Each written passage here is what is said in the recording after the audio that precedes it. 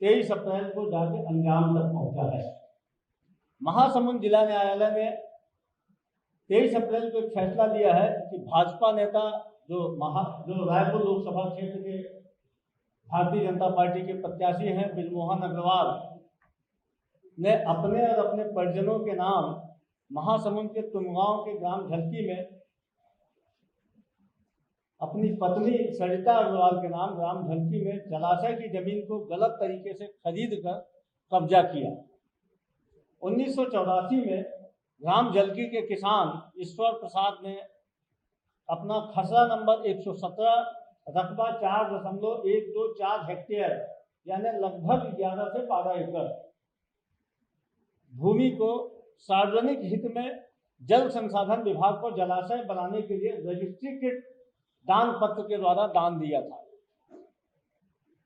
लेकिन किन्हीं कारणों से उस समय जल संसाधन विभाग ने इस रजिस्ट्रीकृत दान पत्र को का नामांकन नहीं करवाया था। इसे लापरवाही बोली जा सकती है।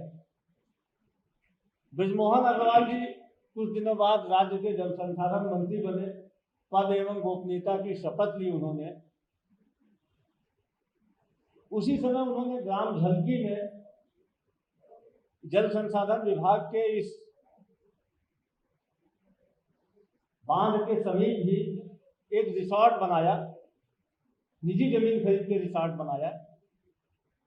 लेकिन उन्हें पता लगा कि इस बांध के समीप ही, उनके निजी जमीन के समीप ही लगभग 4.124 हेक्टेयर जमीन अभी भी किसानों के नाम पे दर्ज है, किसान के नाम पे दर्ज है।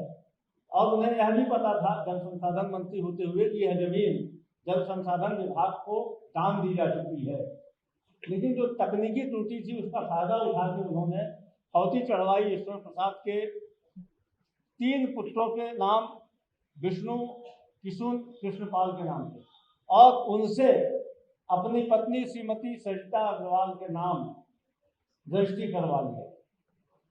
जबकि दान पत्र देने के बाद रजिस्ट्रीकृत दान पत्र देने के बाद कानूनन यह तीनों व्यक्ति उस जमीन के मालिक नहीं थे। इस बात की जानकारी माननीय मंत्री जी को न हो यह संभव नहीं था। जल संसाधन विभाग के मंत्री थे और जल संसाधन विभाग के मंत्री होने के कारण ही उनको इस बात की जानकारी हुई। जब यह मामला कांग्रेस पार्टी के महासमुंद के नेताओं ने प्रदेश नेतृत्व में उठाया तो आनंद फानंद में जल संसाधन विभाग ने इस मामले को कोर्ट में प्रस्तुत किया। कोर्ट में इस मामले में फैसला आया 23 अप्रैल को, जिसमें श्रीमती सरिता अग्रवाल पति बृजमोहन अग्रवाल को की भूमि को जो आधिपत्य है उसको रिक्त करने का आदेश दिया गया और शासन को 2 महीने में सौंपने का आदेश दिया गया है तथा रजिस्ट्री को शून्य किया गया है। जो हमारे आरोप थे कोर्ट ने उसको प्रमाणित घोषित किया है।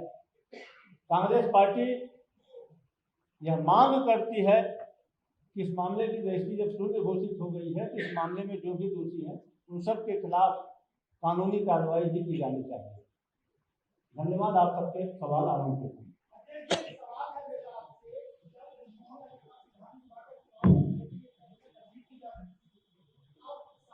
कोर्ट में था कि कोर्ट का फैसला आया है। तब तक उस समय मामला कोर्ट में था, कोर्ट में चल रहा था, लेकिन फैसला अभी आया है, सुनवाई पूरी हुई और फैसला भी आया है, तो फैसला सब साफ के साफ। नहीं, ये जिला न्यायालय का आदेश है। जिला न्यायालय का आदेश है। पूरा मामला है इसमें महासक्षम न्यायालय श्रीमान प्रथम व्यवहार न्यायालय न्यायाधीश वर्ग 1 महासमुंद।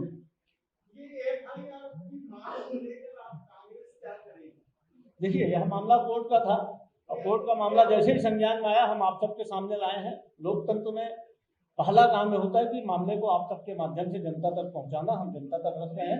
निश्चित तौर पर 23 का मामला है। हमारे संज्ञान में जैसे ही आया हमने प्रेस कॉन्फ्रेंस बुला के इस मामले को रखा है।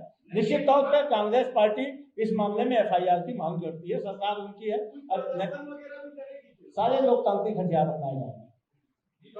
गलत तरीके से नियमों को रजिस्ट्री का मामला है, दोषी इसमें कहां एक सरकार की जमीन पर जयस्तंभ चौक की गलत तरीके से रजिस्ट्री करा लो तो 420 नहीं है। बिल्कुल जांच का विषय, कोर्ट के फैसले के बाद कहाँ जांच बता दो। कोर्ट का फैसला आ गया मेरे युवा साथी, कोर्ट का फैसला आ गया है, कोर्ट ने इसमें दे दिया है, रजिस्ट्री कोर्ट ने घोषित की है, 2 महीने के अंदर सरकार को जमीन वापस करने की बात की। तो नैतिकता का तकाजा ये बोलता है कि इसमें तत्काल FIR होना चाहिए।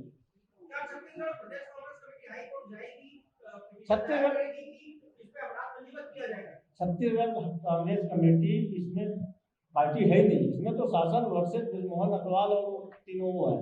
क्योंकि इसमें अब यह शासन का काम FIR नहीं करेंगे तो हाई कोर्ट में जनता की अदालत में जाएंगे, उससे बड़ी कोई अदालत नहीं होती। हम सारे कानूनी कार्रवाई करेंगे।